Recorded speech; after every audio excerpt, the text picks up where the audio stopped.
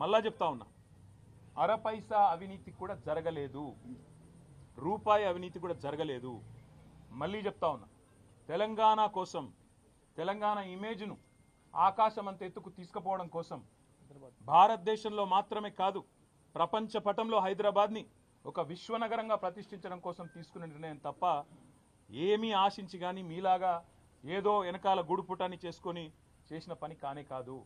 ఇక్కడ మొబిలిటీకి కేంద్రంగా భవిష్యత్తులో ఎలక్ట్రిక్ వాహనాలు ఏవైతే వస్తున్నాయో వాటన్నిటికీ ప్రధాన కేంద్రంగా హైదరాబాద్ను, తెలంగాణను తీర్చిదిద్దాలనే ఒక ఉత్కృష్టమైన ఆలోచన చేసినాం తప్ప మీలాగా నికృష్టమైన ఆలోచనలు మాకు లేవు.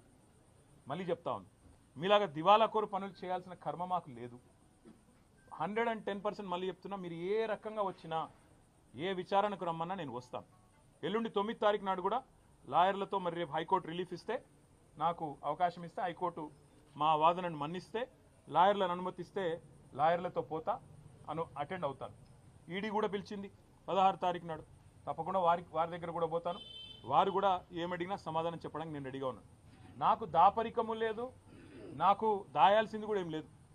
నిజాయితీకి ధైర్యం ఎక్కువ. తప్పకుండా నేను ముమ్మాటికి ఒక తెలంగాణ బిడ్డగా, రేషం గల్ల బిడ్డగా, ఏ తప్పు చేయని, అనా పైసా అవినీతి చేయని బిడ్డగా చెప్తా ఉన్నా, ఏ విచారణ అనేది ఎదుర్కోవడానికి నేను సిద్ధం. ఇందులో శశబిషలు లేవు.